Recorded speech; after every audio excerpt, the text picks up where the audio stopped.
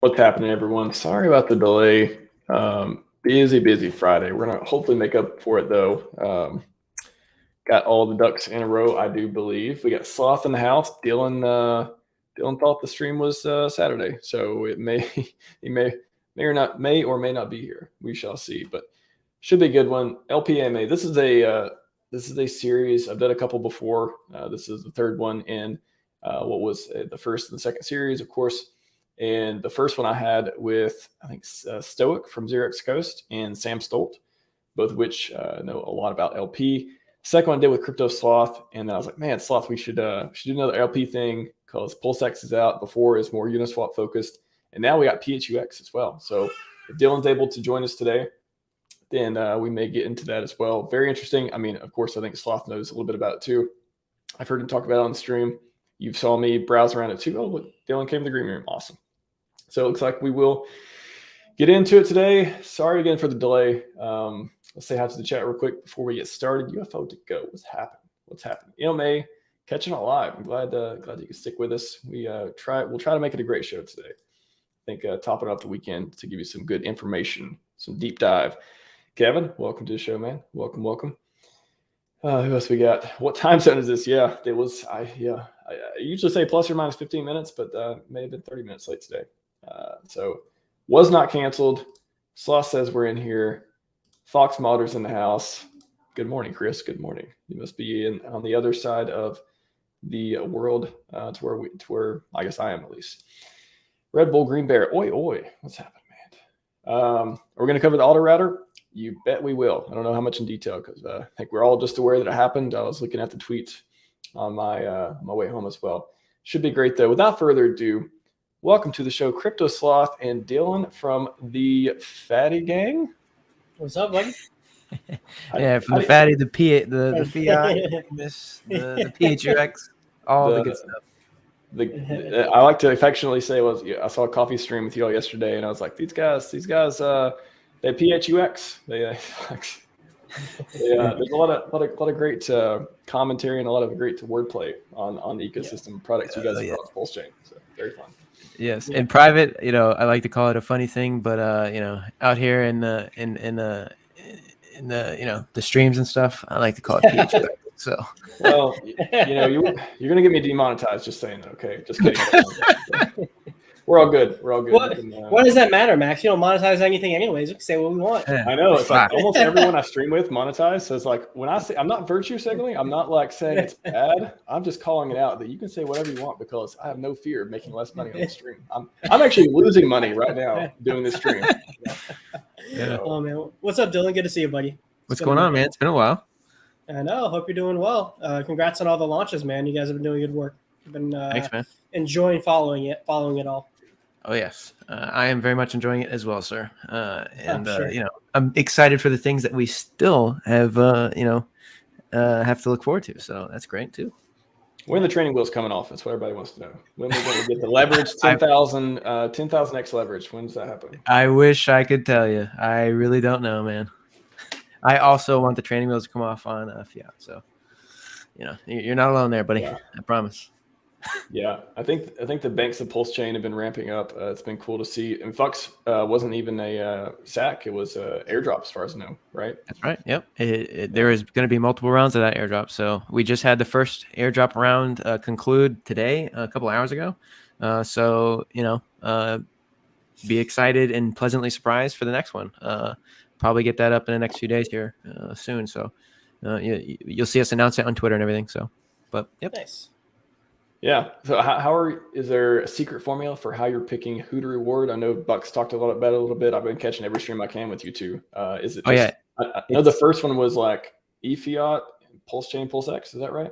Yeah, pretty much. It was it doesn't really matter now, but it was where if you were a sacrificer for Pulse or PulseX and you had $1,000 of Pulse or PulseX in that wallet, then you were eligible for the sacrifice. And that was kind of done to kind of concentrate the airdrop to, less than a shitload of wallets, right? Because otherwise, it'd be like in the 6-figure range of wallets, and instead it was like 30,000 wallets or something like that, right? So there was the ability to get a little more to everybody. So and then the other one was if you were a net buyer of eFiat and if you were a staker of eFiat. And then there were some of the guys that were missed out on that one, and they'll be taken care of this next round. So, those guys, there's only a few of them regarding the eFiat stuff, and you know who you are. You'll be taken care of. No worries. And then the next rounds, we don't know. Buck's been asking for sacrifice lists for products that are outside of our ecosystem. So, the Liquid Loans guys, the Power City guys, he just asked Hexy Bastard live on stream for his list, so I'm sure that, at least, everyone watching the stream at some point will get one of the airdrops because there will be at least like 10 of them. So, just one day you'll be pleasantly surprised that you're getting some free PHUX tokens, which is brilliant. So yeah, the rounds of airdrops is interesting strategy. One, to get people interested and get people who have skin in the game with products that you all support and respect and all that. Not fucking around just with anyone, but getting people who maybe contributing bigger to the ecosystem, giving them a chance to participate and make them a little bit interested, go click around and play with it and be like, is this a place where I want to put my money? I like these yields, or maybe they don't, but at least give them a chance to check it out, give them a reason to, Exactly. Yeah, get them hooked. 25% of the supply is airdropped, right? If I remember correctly. That's right. Yep. So the distribution model is 50% of the supply, and the supply is fixed, right? So 50% of the supply is given through the LP rewards. So, in the pools that are eligible to be voted on, those particular pools, you can get an elevated APY in the PHUX token, and then that's only 50% of the supply that'll be given. And then 25% is given to the airdrops. And then the remaining 25% is for the team. So there you go. Okay. And it's a fixed supply of like 10 billion coins. So it's not going to inflate to infinity. So. Okay. Yeah, let's start, because this, LP and AMA, let's start whoever wants to take it. But why would anyone provide LP? And we'll get into PulseX, we'll get into PHUX and stuff too, but why is it important for an ecosystem? And what are the different levers that the different platforms can turn to make it attractive and to incentivize people, INC pun intended, and to make it just make sense to do it versus staking or mining or publishing or anything else? Yeah, I can start it off just like why you would LP or why someone would LP. And there are a lot of different reasons. The main one is to make money. Generally centralized. Generally, when you think of a market, most traditional markets, like a centralized entity owns all of the liquidity that's being traded with, and then there's like a fee associated with the swapping. Like if you go on your Vanguard account or like Charles Schwab and you notice there's like a fee when you buy or sell something, part of that's probably because they're providing liquidity for you to be able to do the swaps, right? Well, in a decentralized exchange, it's not one person providing the coins to swap, it's everybody. So everybody has the ability to. So like the fees that are associated with doing the swap, providing the service of using your coin, providing the service of giving your coins for other people to trade with, like you have the ability to earn those fees. Another reason why people would want to provide liquidity is they're starting up a system of their own. We're a market. Cryptocurrency is a market financial asset. So like you need people to trade, and if people want to trade, you need coins to be able to do that trading with. And so if you're trying to start up a project, product, whatever it is, you're going to want to make sure that people at least have some ability to swap in and out of your coin, so they can buy it up to however many X's you want to get. So yeah, making money, jump starting a community, and just I think those are pretty much the two main ones. And for most people, it's pretty much trying to make some passive income off their tokens. Yeah, and go ahead. Yeah. I was gonna say I agree with Crypto Sloth. I think if you want to look at it like in a colorful way, you got your big city, okay, And, I guess you could say your liquidity providers are perhaps, the equivalent of your local businessman, right?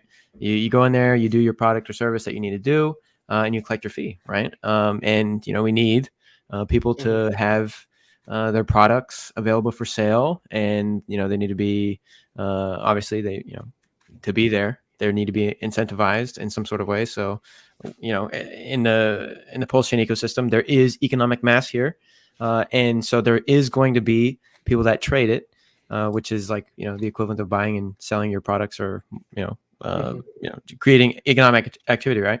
And there is obviously the bootstrapping mechanisms that exist for PulseX and for PHUX at the moment, right through in the incentive token on PulseX, and then obviously through the PHUX token on PHUX, right?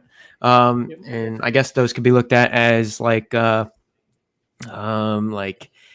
government, like a grant of sorts, I suppose, or like a stimulus to kind of get the wheels rolling for the whole town, I suppose. You know what I mean? So yeah, it's a very integral part of an ecosystem that we're aware of. And Crypto Sloths was talking about your Vanguard accounts and things like this, and your market makers, right? Those guys, they make decent amount of money just market making all day, right? They just ensure that there is an ask and there is a bid always in the market. And those guys get to, there's a few of them, and they get to make all of the money basically, right? Whereas with crypto, you get to be the market maker, you get to allow people to trade in and out of your coins, and you get to collect the fee, right? So that's pretty powerful. That's very powerful. So but yeah, that's what I think about that. Oh, there's one more. It's kind of an offshoot of like earning fees, but like if you're such a large player that like you can't reasonably exit your position, like you have $1 billion of hex and there's only $500,000 of liquidity in there, like you're not able to exit with any reasonable percentage of your paper value. But with liquidity providing, if you provide a decent amount of the market, like you are able to get some kind of exit liquidity while also supporting the market. So like you support that like paper valuation that you have while also getting like actual value out of the system through that large bag that you have. So like large players basically use it as a way to get value from the bag that they can't reasonably sell. That's true. Yeah, that's a great point. Yep.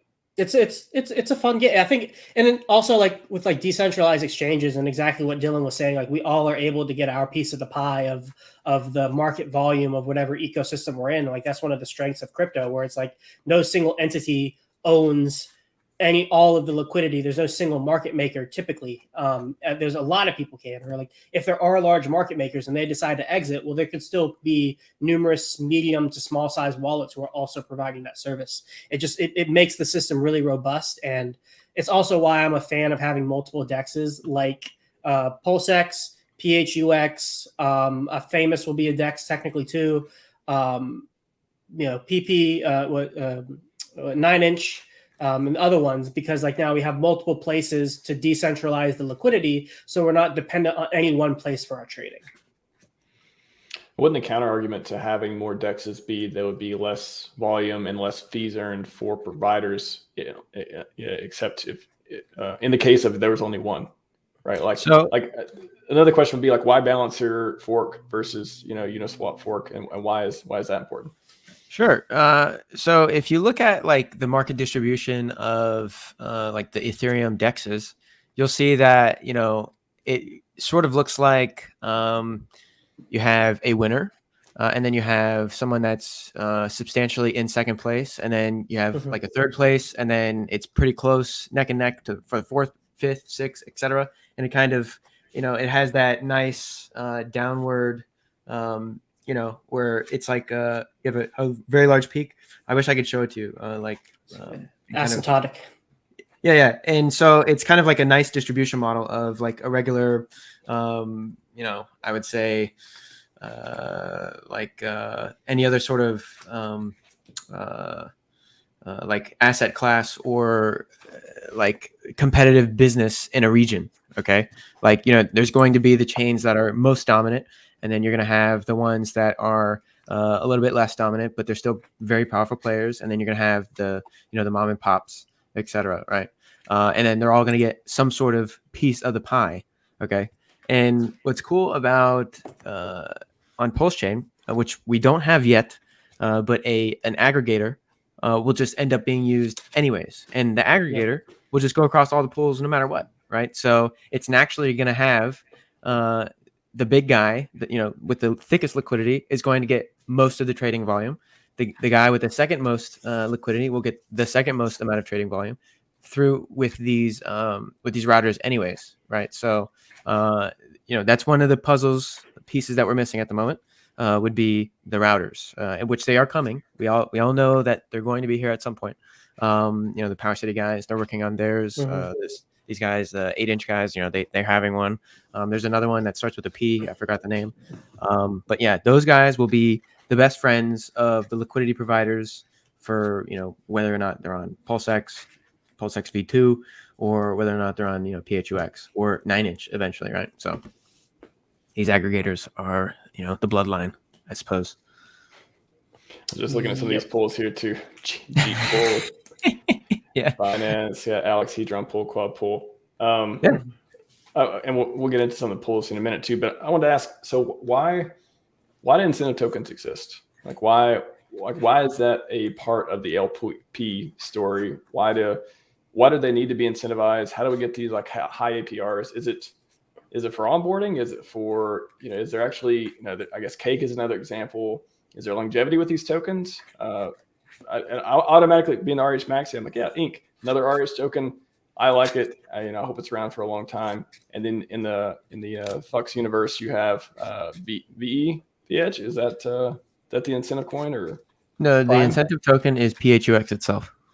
Oh, right. Yeah, PHUX. That's the governance token. And we can go into what VE PHUX is and all that stuff later. But well, broad strokes at first, like incentive tokens, governance tokens. Why are they important, and why do we need them indexes other than just why not everyone just do LP and earn fees? Yeah, I can take that one. I mean, it's literally in the title, it's an incentive. It's saying, hey, put your money over here. If you put your money over here, you get this extra cool thing on top of the fees. So, if you look at the farms that are on PulseX generally, you kind of get an idea of like what the motivation or like what kind of context the people who are running the decks want in the background for the entire system, right? So like the incentive token is just saying like, hey, we have some kind of you keep using the word context. We have some kind of liquidity context we want to exist for this chain. And if you support that vision that we have, you're going to get this extra thing. And that extra thing is the incentive token. And so the reason why for example, you have DAI, USDC, Wrap ETH, USDT, and Wrap Bitcoin as such high APRs relative to say PulseX and Wrap Pulse is because we want as much fiat backed or deep liquidity backed coins bolstering up our system. Right, so like DAI, USDC, and USDT can all pretty easily be exited into the fiat system, and so it's giving value to the entire PulseChain ecosystem. And then ETH and Bitcoin, they have basically, as far as we're concerned, an infinite amount of liquidity for us to exit into. So having them is essentially the same as having any of the stable coins. And so you incentivize those highly because you want as much of these coins backing our ecosystem as possible. So we have as much liquidity for people to enter and to exit. Just it gives more legitimacy to our ecosystem, as well as not incentivizes, but makes us more attractive for larger players. Like no one wants to bring in a lot of money and then kind of be like, well, am I going to be able to get out that same amount of money if I put it in? And so like having those pools basically is just kind of pushing things in the direction of we have more of these tokens for other people to redeem as price volatility fluctuates. And then some of the other pools like Inc and Pulse, Inc, PulseX, and PulseX are essentially saying like, hey, we want to bond our liquidity, and like Hex and PulseX, we want to make sure that this underlying pool of value of stables, ETH and Bitcoin, like we have multiple coins in our ecosystem paired up so that you can get access to this pool of value no matter where you're at. I'll let Dylan take it from there. Yeah. So remind me, RHMax, what was the question here, sir? Because I got lost in the sauce with crypto sloth. Yeah. Why do Sorry. incentive tokens and I know listening to Sloth's voice and him explain all the dirty details makes a lot of us just go numb for a minute. What is the question was, why do incentive tokens exist? Why do governance tokens exist? Why not just have people making LP fees? Yeah, I mean, Uniswap V3 works just really well. And there's not really any sort of fee bearing token, like any sort of revenue sharing or any sort of governance, if as far as I know, for V3. Right, they were just the first mover. They almost got taken up, I believe, when they were in the V2 stage. They almost got passed by one of the other dexes, and then they launched V3, and then it was everything got blown out of the water basically. So V3 does very well on Ethereum. It is the best one, and it's been that way for a while. Okay, and they don't have an incentive token, right? Whereas we're an up and coming, we're a new economy, right? We have to make it attractive for people to move over here and come hang out with us. So incentive token is just us, like Crypto Sloth was saying, we're just waving a flag, bringing people over here. Like, hey, this is a pretty cool thing we got going on over here. We got a bunch of hot chicks. Come on over. The water's fine. Okay. So that's what the incentive token purpose is. It has an inflation rate, and it will inflate to infinity, if I'm not mistaken. So there is that. And then same thing with PHUX. We're basically like, hey, the water's fine. Come dive on in. Come have a good time over here. And also, if you take this PHUX token, that is an incentive. You can stake it by providing liquidity in the PHUX Prime pool, and then stake that for a duration of time up to a year, and then you can get a share of the revenue, roughly 50%. Which is pretty cool to me, right? And then I'm not sure that there is any sort of governance on PulseX anymore, or at the moment. There could be in the future. That'd be interesting to see. I think we haven't had any sort of governance since V2B, which kind of sad to see that, but it's not such a bad thing, I guess. Well, the governance there would be for the single sign staking, which is not live yet. Is that right? I believe so, or whichever, like adding farms and shit like that, right? Which I think Richard's made clear he just wants to be in control of that at the moment, right? So, we saw that with the wrapped Bitcoin and stuff like that, which we can talk about. That was an interesting case of what happened. What happened with that? Yeah, so in my opinion, I think Richard was trying to see what he could do to kind of onboard people from outside the ecosystem by kind of shouting and saying, hey, look, all of this wrapped Bitcoin that you have that is, that you think is worthless is actually worth something. And we're pairing it with the real Bitcoin. You can extract a little bit of value out of this. And so, to kind of incentivize people on the PulseChain side to buy it up and provide the liquidity, he allowed them to farm it for incentive token for, I think it was like 2 days or something. It wasn't very long. And it still has a value right there. You see $51, right? So if somebody had a couple of Bitcoin, they could come over here and get like, $300 or something like that. Which, obviously is not a whole lot of money for somebody that has 3 Bitcoin, but it's still something to where they can dabble in and, come over and swim in the water. Right. So, Richard has those tools at his disposal, and he clearly has been willing to use them. So, but yeah, I think it's interesting. Is that the only coin other than the ones in our ecosystem? I guess, is that the only wrapped coin outside of the Hex and Hedron and stuff that has value on PulseX or has some kind of significant pairing? So in the beginning of the fork, the stable coins had a lot of value. I was able to get a nice piece of value out of that in the beginning. And wrapped Bitcoin had a lot of value in the beginning, and then it dipped down quite a lot. A couple of the other, I think Uni has a little bit of value. Chainlink might, I really haven't looked at any of this stuff. But yeah, the value does exist. It's not very much, but it's there, right? Okay, yeah. So the Uniswap token has no value. Like Chainlink token has no value. Like, it's a fraction of it. Yeah. So I mean, it's still like, if you have a sizable bag, you can still come over here and play around for free, right? They're an Inklink token. Inklink pool here. Interesting. Inklink. Okay. Interesting pool. But yeah, I think it's just an onboarding mechanism kind of thing. Eventually, a lot of these coins that have a fixed supply because they are wrapped, so like the wrapped Bitcoin and stuff, they're like, small cap meme coins at this point, and they could be pump and dumps. You could see that happen, because like when I was arbitraging wrapped Bitcoin, I had a little bit of it. I had like, I don't know, like 5 or 10 or 20 at some point, and then I was just going back and forth from PulseX to Uniswap and stuff and arbitraging, and then all the liquidity dried up. And then Richard did the whole, wrap Bitcoin thing. And then now you can't go find any more free wrap Bitcoin. You have to literally buy it from somebody else. So, it turns literally into just like a meme coin, and it can grow a mind of its own at that point.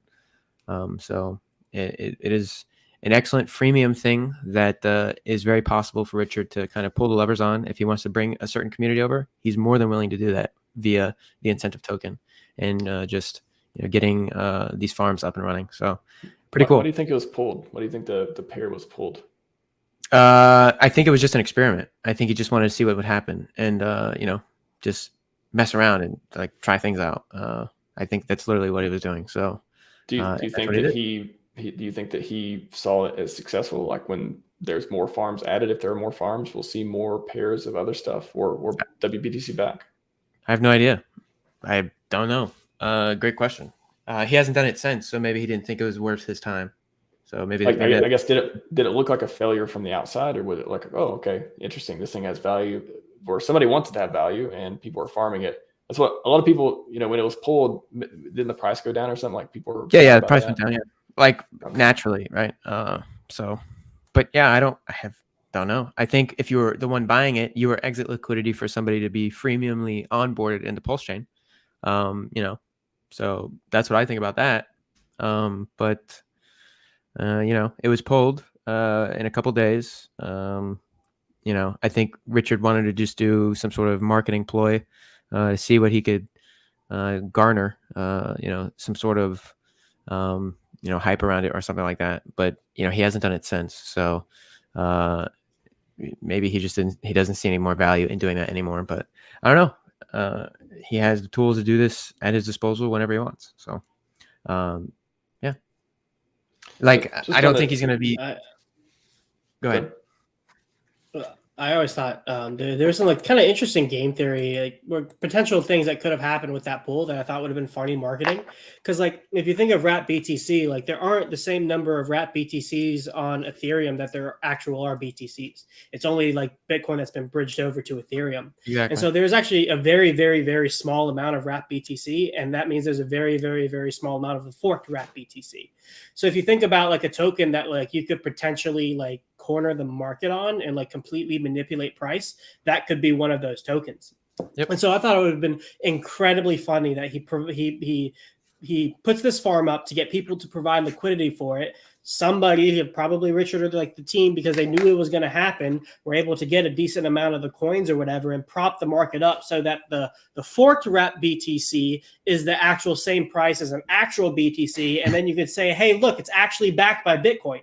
Like this wrap BTC is the same price, and because of the liquidity, it's actually backed by Bitcoin. I thought that would have been like a really interesting like way of marketing if it was possible, if that's what they wanted to do. Yeah. That would have been really funny. Still can happen, I guess. Well, they took it down. Like, it probably won't happen, but like when it happens, like I'd be really interested to see if this actually plays out this way because it was possible. Wrapped ETH still got a chance with that. That has been played yet. And it was kind of in line of Richard's like marketing of like, hey, like, you don't know, will there be value, will there not be value? You got 50% on one side and get the other 50% for free, pay them and then see what the market does.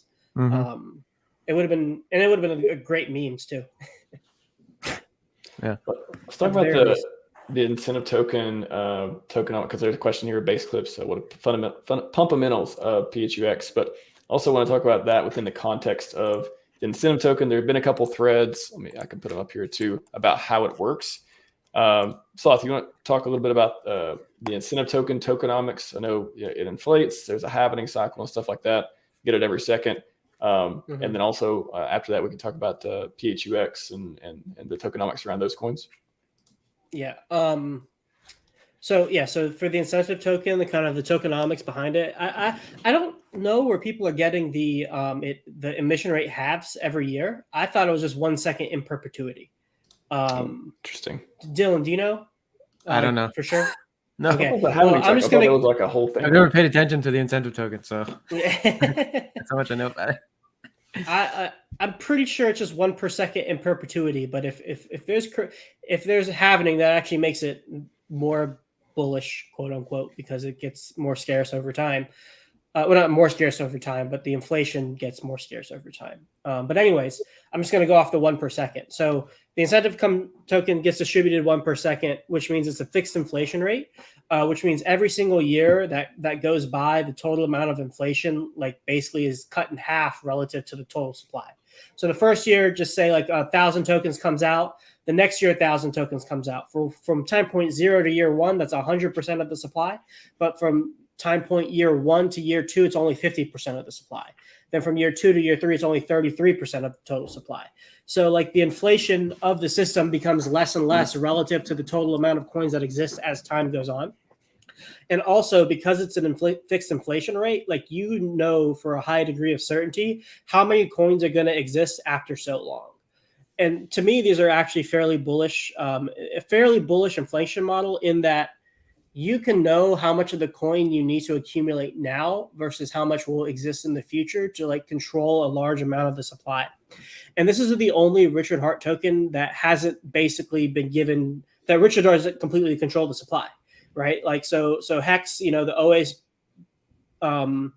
owns most of it, and like we don't know if it's Richard, but like some entity has been able to accumulate a large number of the tokens in Hex, PulseChain, and PulseX, and like one single entity that owns most of it. But incentive token actually is given out to people who provide liquidity. So that means that somebody who's not Richard or associated with Richard is able to garner a large percentage of the supply and kind of dominate any of the pools that use incentive token in there to like corner off future inflation going into the future, as well as have a bigger say in like controlling the price chart. So I'm personally a fan of the incentive token overall, long term. That doesn't mean it won't be very volatile because most people will see it as a means to just dump it for something new. But I am a fan of the token overall. And the way it's distributed and its emission rate. I think the coolest thing about, besides tokenomics and stuff, is it's pairing or it's bonding, if you will, with the other RH coins. So it's $4, $17, $81, and then it's went down. It's like $10 or something right now. But it seems like it could fall if all the tokens kind of follow each other and go up together. That's something that may be a value narrative for it as well, regardless of as far as I thought I saw happening somewhere. Maybe that's not. I take it back. Then I thought I literally saw on Twitter somebody post a happening schedule of ink, but I can't find it now. I don't have it in my notes, so I'm going to say it doesn't exist until I see it. But the bonding part. But go ahead, Dylan. Why do you hate ink, and why is your token better? Well, I farmed for a little bit. I had a little bit of ink, and then I dumped it immediately. Just because that's essentially what you're supposed to do with it, right? It's an incentive token. And now that we have V1 and V2 for PulseX, on one of them, the only reward that you get for providing liquidity is through the incentive token, right? You don't even make any fees, which kind of sucks. And then on the other hand, you have V2, which you only make fees and you get no incentive token. Which also kind of sucks. Okay. And so with V1, when you are providing the liquidity in these pools, and your only source of revenue at that point is the incentive token itself, it's kind of like, okay, well, I am providing something here, and I do want to make money. I'm not, we're not running a fucking charity here. Okay. So naturally people are going to sell their incentive token. That's just going to happen. Right. And I don't think that buying it for the foreseeable future, maybe buying it, many months into the cycle, maybe it will pump then, right? But as far as a reason to buy it at the moment, there's not really any sort of reason that I would want to buy it, other than being charitable and allowing, the liquidity providers to dump on my head, right? So, just some nuance on this too with PHUX. So if people have, they got a bunch of PulseX, they got stable coins, whatever it is, and they're trying to decide whether to go earn incentive token in the farms, or they're trying to decide whether to go to PHUX and put it in there. Is there, because I'll flip it back over here as we look at some of the pools and APRs, and a lot of them are in the hundreds, some of them smaller, some of them are variable. And then, if they're looking at both, what would be the advantage, or like, I guess, what would be the factors in your decision to put your liquidity into PHUX versus the farms on PulseX earning ink versus earning the fees, and then maybe talk about the incentive tokens for PHUX as well. Sure. So, there's always, there's a reason why you would provide liquidity on PulseX. Obviously, if you really like, PulseX token itself, and, you wanted to participate in the larger buy and burn, and you don't mind being paid just the liquidity token, or I'm sorry, the incentive token, then by all means, that's where you're going to go. Right. But, if you like getting an incentive and getting fees, then you just use PHUX. Okay. And, when you get the PHUX token via one of these farms that you see here with the higher APYs in the right with the variable, you can, dump it for whatever you want, just as you see fit, like I would do with the incentive token, or you can take and you can stake this and get a share of the revenue of the platform, about roughly 50%. And then you can also vote on which pools you like the best, right? So you can get this token for free, and then you can basically vote for which pools that you're in, and try and get more PHUX tokens by doing that, right? And be an active participant in the direction of the protocol itself. Okay, which is pretty powerful, and I'm not very sure of anything else that you can do with the incentive token on PulseX, but regarding the PHUX token, like I said earlier, you can stake it and you can get a share of the revenue of the platform. Okay. And, it's already generating fees. So there's already a cash flow. So it's already inherently has a value. It's got a limited supply. It has an inflation schedule that will at some point end. Okay. It's As I say, the biggest difference with utility wise is you can stake the PHUX token versus on PulseX, instead of currently not natively, at least there's not a native way to stake INC. Yeah, so maybe one day we can do something with the incentive token, other than sell it at the moment, right? But for now, compound it in other pools, John. You can compound it in the other yes, you can. pools.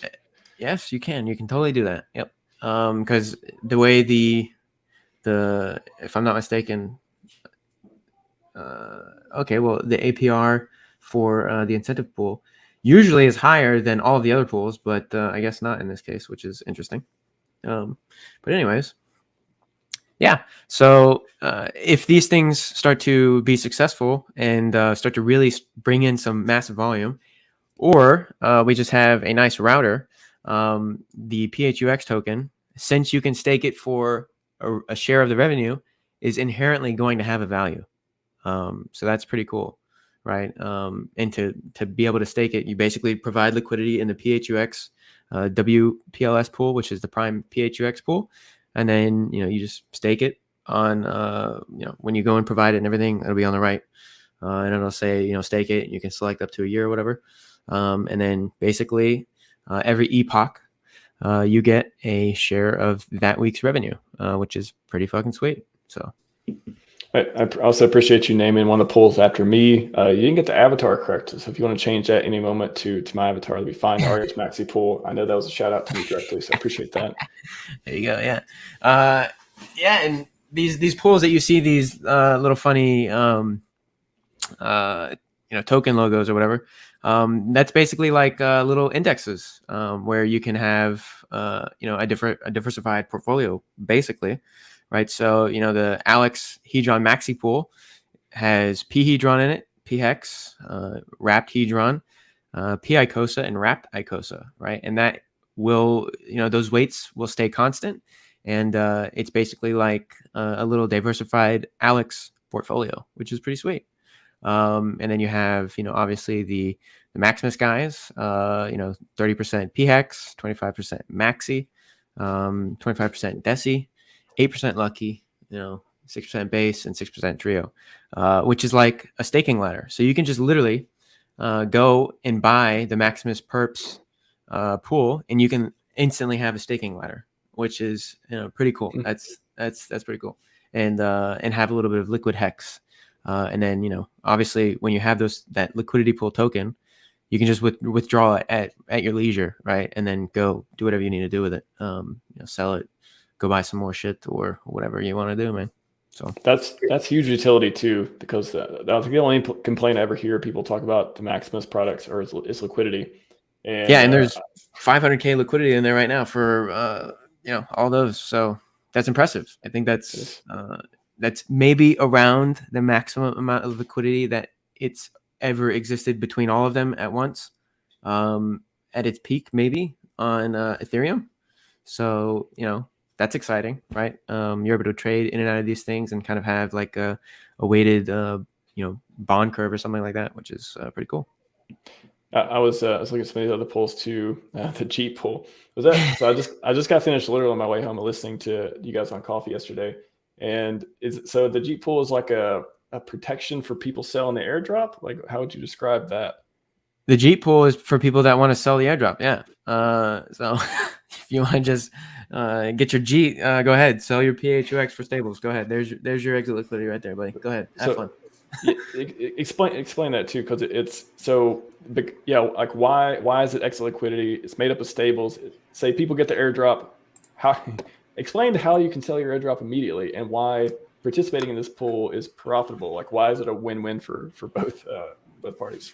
So if you like PHUX, you can obviously deposit in this pool. And if you think people are going to sell their PHUX, and you're willing to lose a little bit of stables via a little bit of impermanent loss or whatever. So in essence, you would accrue a little bit more PHUX token.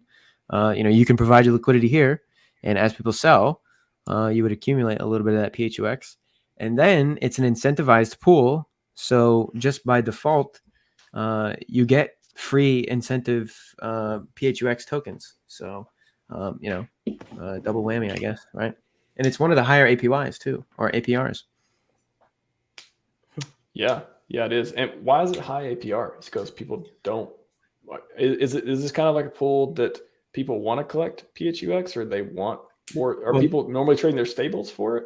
It looks like there is a combination of, there's a lot of fees going to this pool at the moment, and then there is a decent amount of PHUX APR at the moment as well. So as you can see, you got a 97% APR for swapping, which is pretty good, right? And then obviously you got the 56% on the low side, and then 140% on the high side. So that's why you get those spreads. Interesting. We'll maybe go over one more pool or so. Paulie wants a bootstrap. These names are now it has a decent amount of liquidity too. I mean, $30 grand. That's nothing to cough at. That's pretty good. Yeah. So 79% Paulie. Okay. And so that's the question I want to pose too. Maybe we'll start off with Sloth if he can talk on it. If not, we'll hit back to Dylan too. Why would you use one you know, I mean, it sounds cool to have different coins, more than 2 coins in the pool, different ratios. You can set them like that. But why isn't Uniswap and Balancer competitors? Why is it PulseX and PHUX a competitor? Why are they good for each other? And why isn't everything more than 2 coins? Like, what are the trade-offs? What are the pros and cons using the Uni V2 style liquidity pools and trading on there versus a Balancer fork? Wait, so you're asking like, why is one not, what are the pros and cons of each of them, basically? Like for example, yeah. So why isn't all the liquidity in one or the other? Is it just an APR arbitrage, or is it like, are there benefits that one platform does to another, other than just being able to use multiple coins? Like, using multiple coins sounds cool, but like, what is the actual effects of that, like, that we benefit from? Yeah. Well, one effect of that is like, it's just deeper, more intertwined liquidity. So I think if you do some swaps on PHUX, you actually get less slippage across. I don't remember if it was like selling or buying or swapping stables to stables, but because you have more intertwined and deeper liquidity, the slippage actually decreases for the person doing the swapping. Also, for like Balancer V2 stuff with these pools, they kind of act a little bit like an index fund in a lot of ways, where it's like you can deposit one of these tokens and then you get exposure to all of them that are composed in the pool, proportional to what the composition is. So like, you know, if you're like, I can't decide what to buy, I want to buy PulseX, Hex, whatever. If you go up to like the RHMaxi one, you just buy them all. Like, it's just proportional to whatever the ratios are, which I think is actually pretty great for onboarding generally, and also just storing money to get the baseline exposure of the system. Yeah. There's one other thing I wanted to say with that. There's bootstrapping liquidity functions that they haven't added yet that Balancer V2 has. There's one other thing I wanted to say, but I'm blanking on it right now. Dylan, if you want to take over until I think about it, until I remember.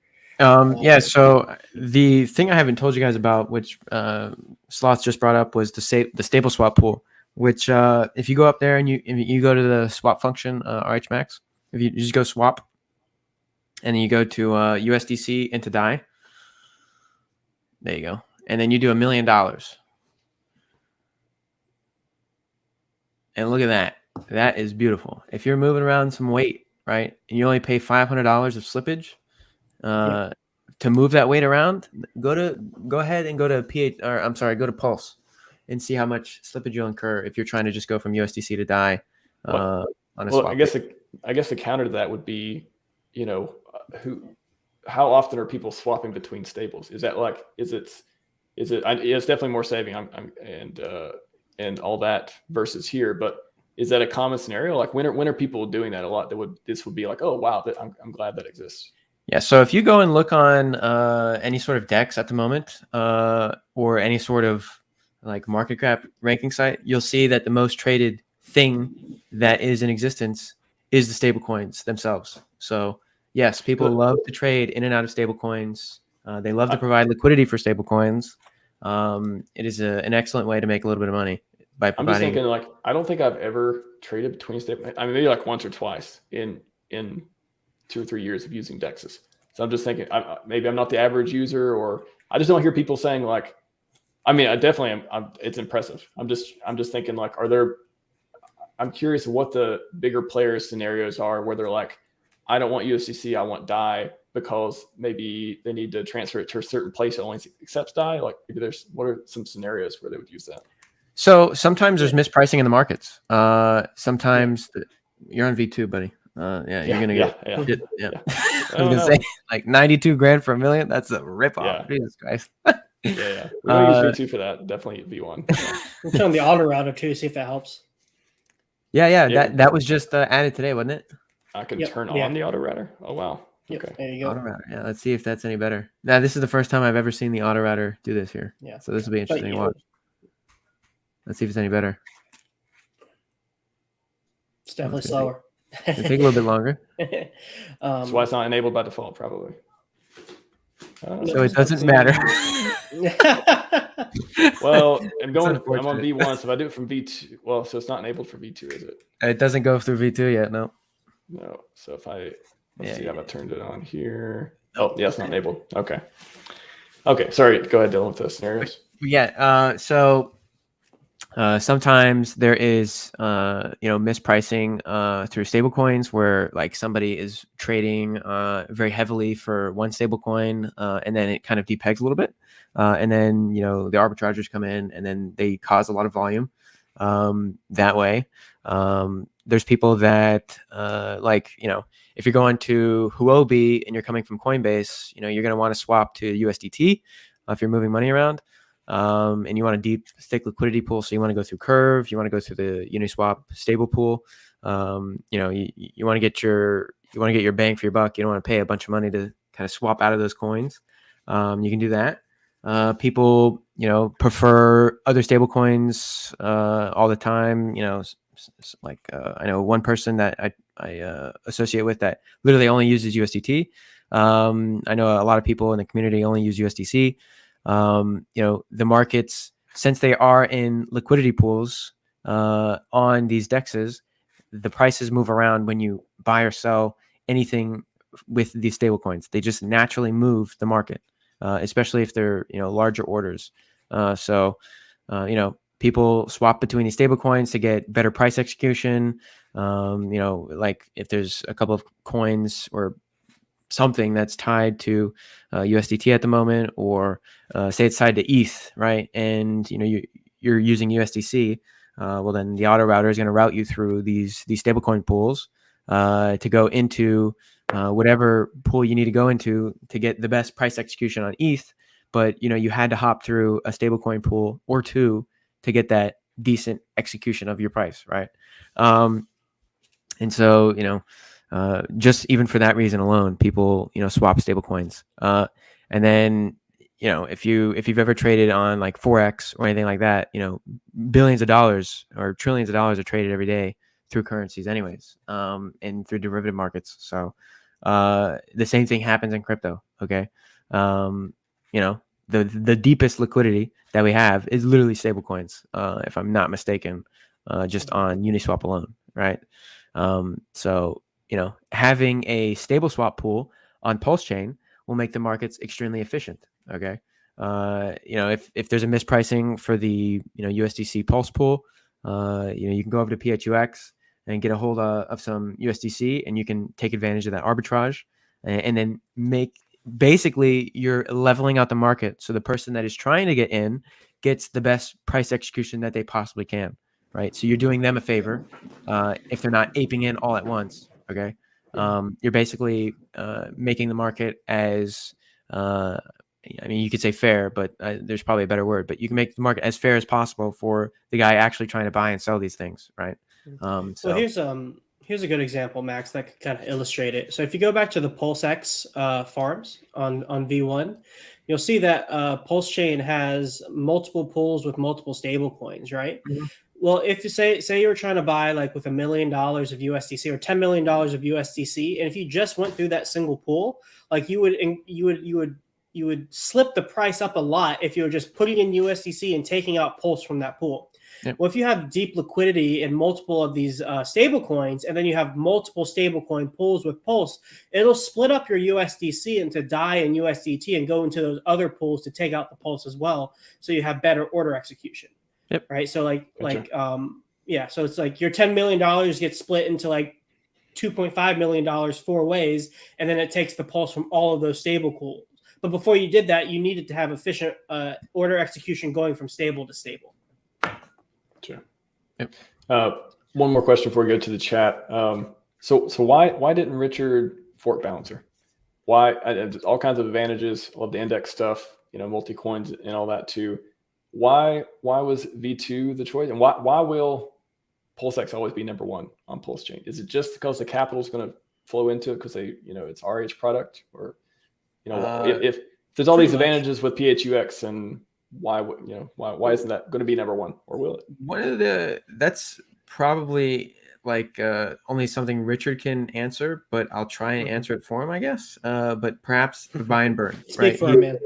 Yeah, he probably found that very attractive, and he probably found that like, hey, I could really see where this could create a lot of value for my community. Okay, via the buy and burn, right? He probably thought that was a great idea, and he really liked that idea.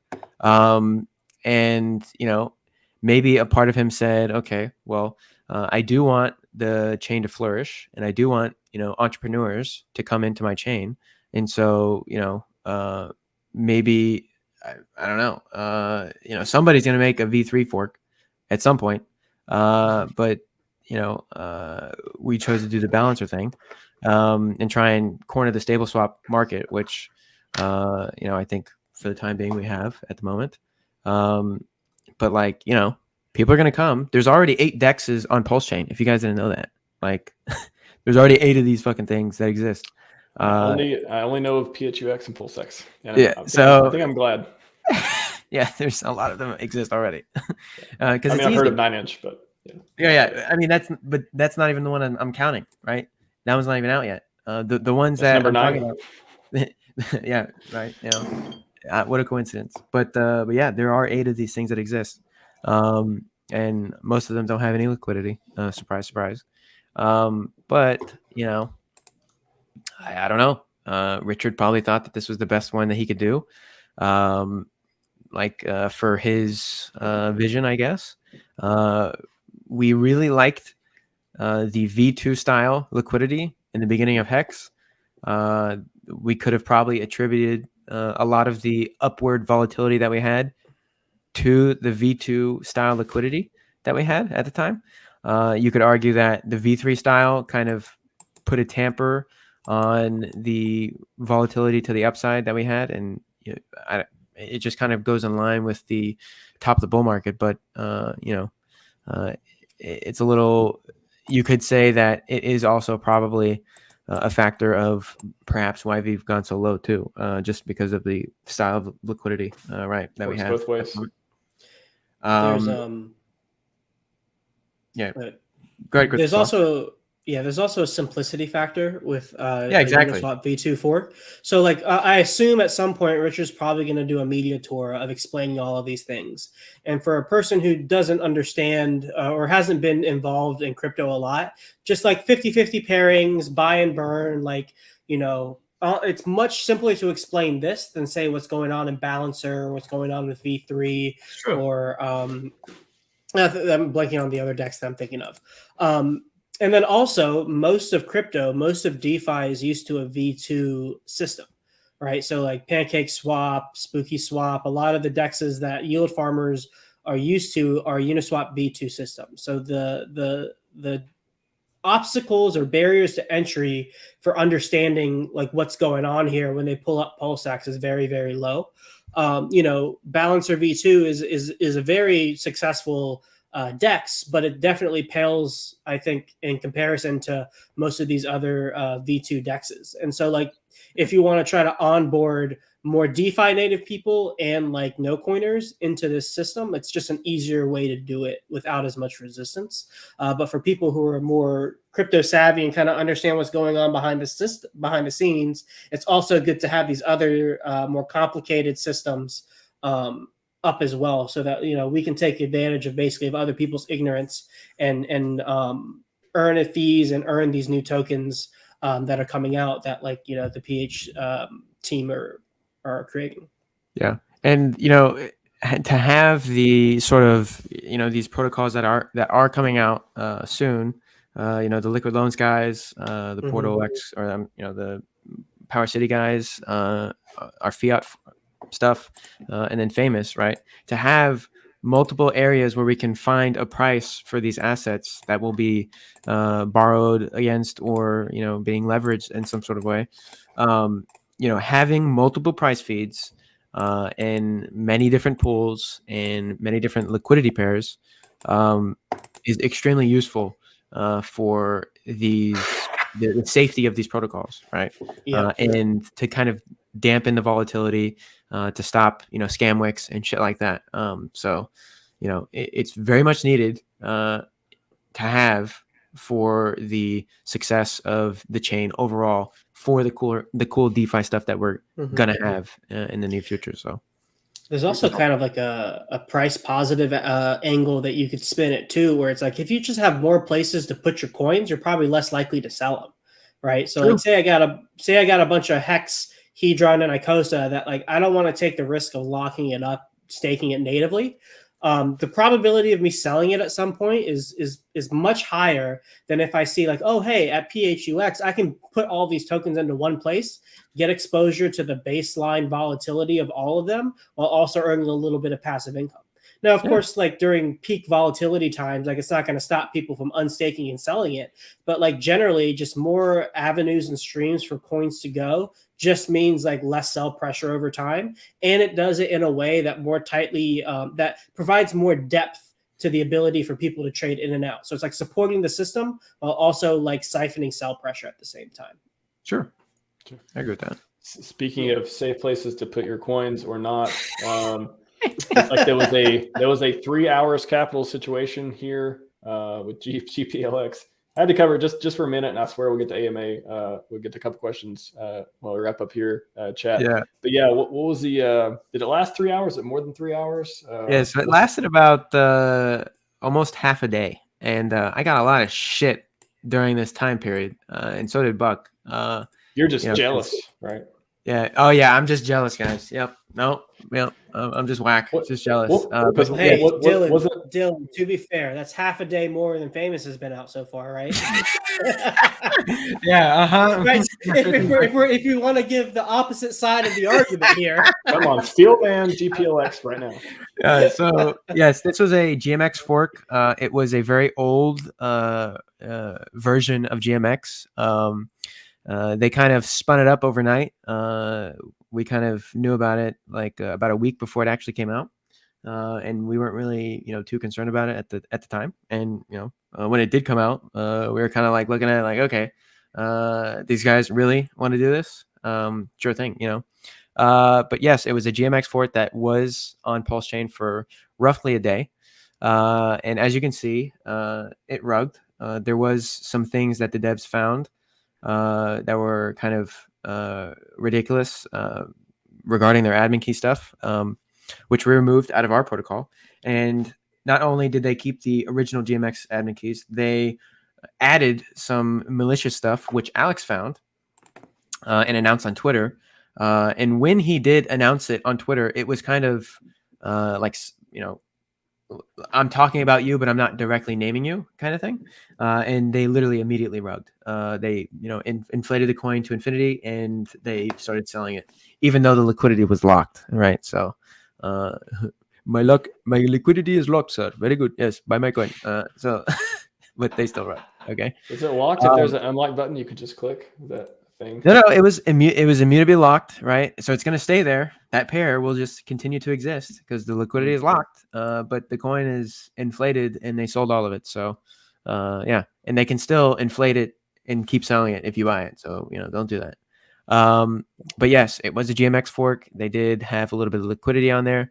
I myself was looking at ways to siphon their liquidity because they had no oracles and they had no time-weighted average pricing or volume-weighted average pricing, right? So, and then there was also a vulnerability on that later, on that earlier version of GMX where if you use the swap function, you could drain the liquidity, you could drain their stables essentially. So, like they're just kind of asking for it. And with that being said, the the PH team is trying to do this the right way, right? They need higher latency oracles, high quality oracles. They need thick liquidity pools. We need not the ability to over leverage versus the actual liquidity that exists on chain. We need proper pricing, all that sort of stuff, right? Before we can actually launch this stuff, where they didn't take any of these precautions. They hired a fucking dev from Fiverr that rugged them. You can't find a good dev on Fiverr. Weird. I know, surprise, right? They are coming out with the reload scam, like, oh hey guys, this dev rugged us, but we're gonna do it right this time, and we fired that dev, so come buy it again. So please do not fall for the fucking scam a second time, you idiots. Don't do that. Their code is not good. It's kind of it sounds like I have something against them, but like literally their code is not good. They have an outdated version that can be exploited. So just be mindful. Don't fall for the fucking scam a second time, you idiot. You're not gonna make it. Like, watch out stop telling yourself that. You keep I'll make it eventually. One of these will not be a rug. One of these will not be a rug. Yeah, think about it. One of these guys, they bought it and they're like, oh my God, I just bought a GMX fork under $1 million market cap. I'm going to actually make it this time, And then look at the chart. I'm going to actually make it this time. Here we go. That's when you know it's a bad idea. I got this one. Stop buying scams. Just be patient. Famous will come out, and you'll be good. Please, you'll be famous when famous is out. Yeah. Just a couple got some wordplay here. PHUX giveaway on stream, and then give me my airdrop, and then PHUX off. And what else we got? Airdrop for RHMax subs. They've already made a pool, and they've already made my pool, so you never know what else they're going to do. Yes. These fucking guys, they're pretty good. Yes. Sorry guys, I know it's AMA, so Autorado needs time to cook. I'm just gonna I can't take all questions. I'll take just a couple, and we'll wrap up because Sloth needs to eat food. He does that from time to time. His big brain doesn't grow by itself; it needs calories. We gotta make sure it keeps growing. Scrolling up, somebody had one about 1 sec. Trying to scroll up and get. Oh yeah, here we go. This is a Sloth question for sure. V2 rewards automatic or pull liquidity. He did an excellent stream on that, and I clipped it. So you want to recap that real quick, Sloth? Yeah. So the way V2 fees work is that the fees are automatically put into the liquidity pool. So like if it's like a 1% fee at $1,000, it's $10 in fees of whatever the coin it is. It goes into the liquidity pool and is used as liquidity, and you only get it when you redeem your LP tokens. So it's not like V3 where you can harvest your rewards. It's just like the number of tokens in the liquidity pool overall are going up, while the number of tokens that can be used to redeem that liquidity stays the same. So it's like if I have 10 tokens, Max has 10 tokens, and Dylan has 10 tokens, we're all entitled to a third of the liquidity pool. And say after a fee, say there's 300 tokens in a fee, and then after a swap, there's 330. Well, now we're able to all redeem, instead of 100 tokens, we can redeem 110 tokens. And that's essentially how the fees on V2 work. The thing to keep in mind with that is that those fees are still subject to impermanent loss as time goes on, versus a V3 system. They're just held in the two separate coins. Gotcha.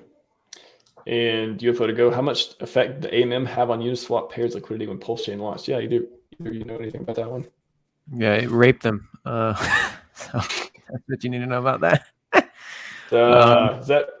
Is it? Yep. Are you saying it's good or bad? It's unclear from the tone. So essentially what happened was, obviously the AMM bot harvested all of the liquidity versus Ethereum. Mm-hmm. So any of those pools that existed are now empty. And the wallet that emptied them still holds 98% of all of that liquidity. So it only deployed about 2% into PulseX. So, Richard is still hoarding all of that liquidity to himself. It could be deployed at a later date. We don't know. But yes, all of that liquidity is gone. Now there is still liquidity versus, PRC to PRC that exists over there, although it is very illiquid because those coins are basically worthless now. So, it's there, but it's not worth very much. So, what's he going to do with all those coins in that wallet? What do you guys think? Very mysterious. We don't know. No. Just look at them and feel happy. Look at all this free value I got. This is amazing. I love crypto. Is there a move if they never move? Is that there's different ways you can it can be good for the community in different ways too. But if they just never move, these coins never move for 2, 3, 4, 5 years, is that locking up anything that would be good for the ecosystem, or is it clearly like something needs to happen with the coins to in order to benefit the community? Nothing needs to happen, really. Yeah.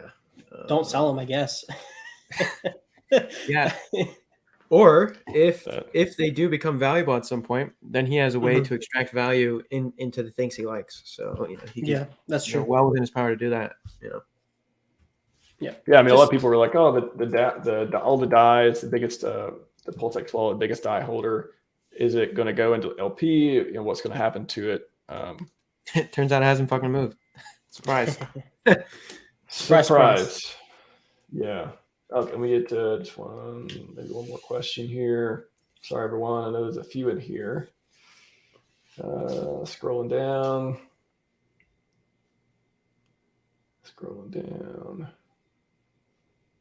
Is there any benefit to leaving liquidity for a longer period of time? Do I keep liquidity in the pool for 30 days or one time? Yeah, that's another question. Can either of you clear up? Is there, even on incentive token, is there any time-based thing around it? Can you just harvest it every day? Are you going to make more if you only harvest it once a week? Tied into this question, you guys know about that?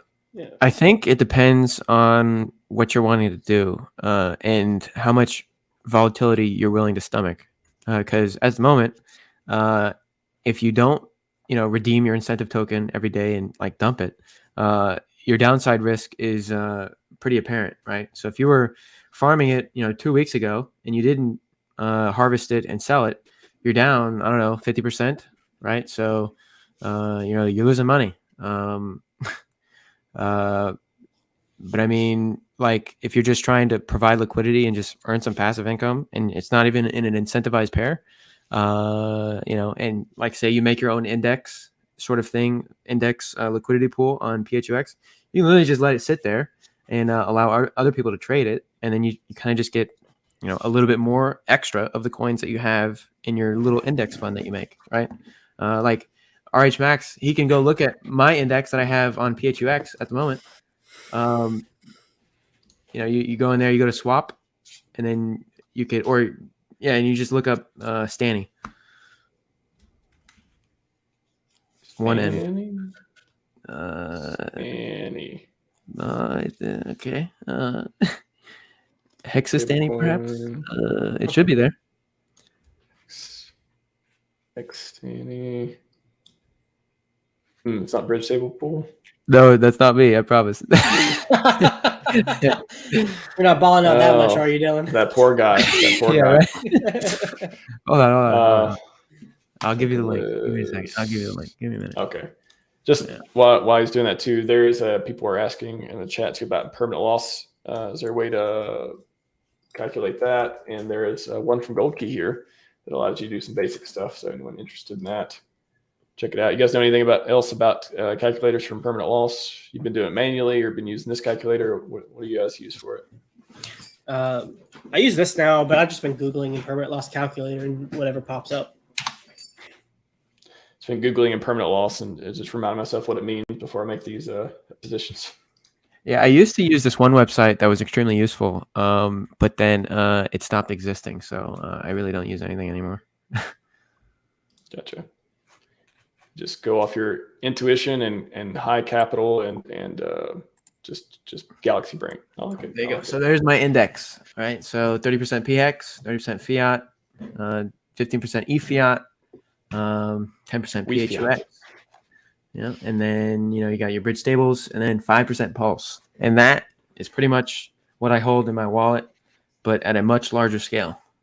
So that is my exposure to PulseChain at the moment. Very happy with that.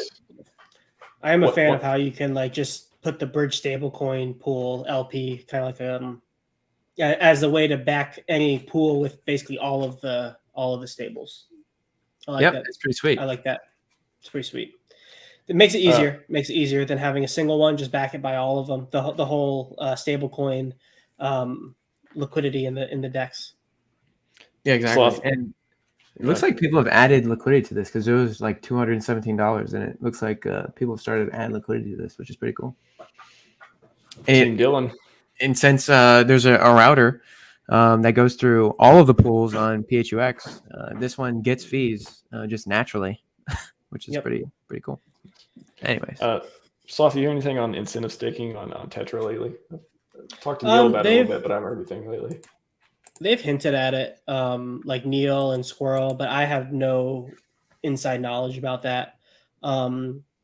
Just generally on like incentive utility, like if there was a coin to add utility to over time, like I feel like it would be the incentive token.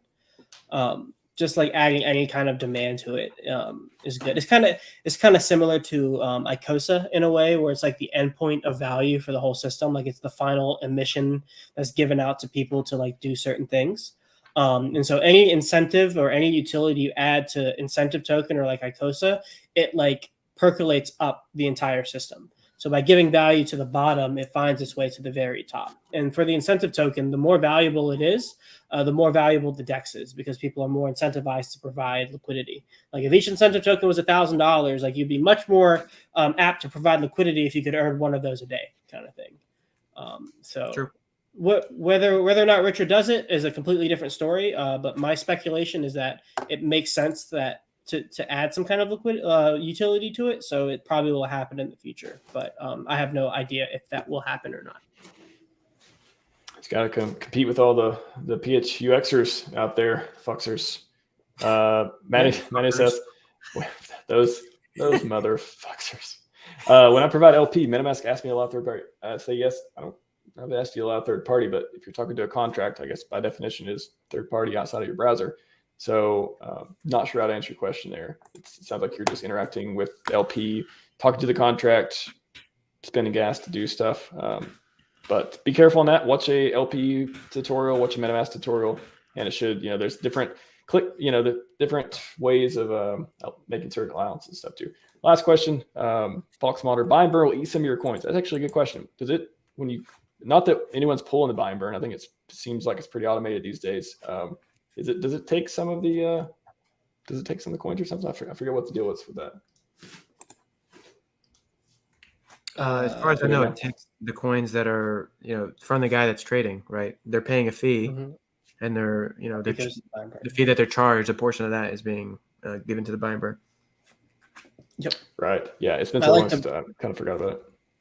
Yeah. The one thing that I don't think, at least I haven't seen talked about as much for the buy and burn outside of like pumping PulseX in the system, is that it's essentially siphoning liquidity from the entire ecosystem for people who are trading and putting it in the PulseChain bucket. So it's like more money when the buy and burn is happening. There's more redeemable value under the PulseChain umbrella, like specifically the PLSS token, as it goes on over time, and it's siphoning it from all other ecosystems that are using that DEX. I think that's pretty cool. Gotcha. Agreed. All right, everyone. Got it. Been a great stream. Another again, if you want to some of the more of the basics and some drawings and some stuff about Uniswap as well, check out the previous two Liquidity Providing AMAs featuring Sloth, Sam Stolt, and Stoic from Xerox Coast. This one featuring Sloth and Dylan from the Fatty system. I'm just going to keep using more PH names that have different. You guys have some of the products. Yeah, we have a very wide selection. You're like you're not splitting the buying pressure. You're splitting the naming pressure of the PH. Sure, we are cornering the market. Okay, we are the Rockefellers. Hey, I'm game. Your avatar is already looks like it. So there you go. I'm excited for Fat Rock, your next product. There you go. That one's free. That one's free. All right, gents. What do you guys want to take us out on? Any last minute things before we head out? Sloth, we'll start with you. Sure. Yeah, these are my links. I'm gonna drop a website pretty soon, cryptosloth.info. So go to that landing. Yeah, I'm gonna be starting up a newsletter. Kind of running my consults through it, just like a central hub for me to put my content. So I'm not dependent on a different like a website like YouTube or Twitter or whatever. So it's just a central place for you guys to go to consume any content that I make. That's what it's going to be. So put your email in if you want to get notified of that. Other than that, you can find me on my YouTube channel here, Crypto Sloth, or Sloth Crypto 3 on Twitter. Awesome. How about you, Dylan? I always want to tag you on YouTube, but there's nothing to tag throughout the PH ecosystem, nor Dylan. Well, unless there is, let me know. But yeah, what do you got going on? There will be very soon, sir. We'll have this PH education thing that'll be popping up soon. But yes, you can find me on Telegram at Hexastani and bother me with all your millions of questions that I may get to one day. And then you can follow me on Twitter at BB_trippin. That stands for bitches be trippin', naturally. Thanks for explaining that. So, but yeah, that's where you can find me. Join the Telegram, the PHUX Telegram. It's right there in my name, t.me/PHUX crypto, right? And ask questions. Be ready for the next airdrop. I have no idea who is going to be airdropped. There will be many rounds of the airdrop. They last for about 7 days, each round. If you didn't make it this round, don't be discouraged. Just keep checking in, stay sticky, and maybe you'll get an airdrop at some point. So, but yeah, I keep hearing that Buck likes Hedron, so I imagine one of the rounds involves Hedron. I know Dylan is forbidden from talking about it, I guess, but I'm gonna guess Hedron is next or in the line. I think everybody watching the stream will get an airdrop at some point. Okay, that's what I'll say about that. RHMax subs get airdrops. Smash those buttons. That's what Dylan said. Right. Oh man, all right, that's gents. funny. Appreciate your time. Again, amazing to have both of you. Thanks for having me on, bud. Yeah, thanks for having us. Appreciate it. Of course, will not be the last time. I'm sure. We got lots of fun stuff to talk about. Ecosystem's just getting started. Lots of cool products coming out. You saw us go over PulseX, PHUX, and everything else. Boy, this year is just shaping up to be maybe sideways, but also I don't know, up and to the right as far as products launching and lots of cool stuff to play with. So yield be yield, everyone. Scivive and 5555. We are out.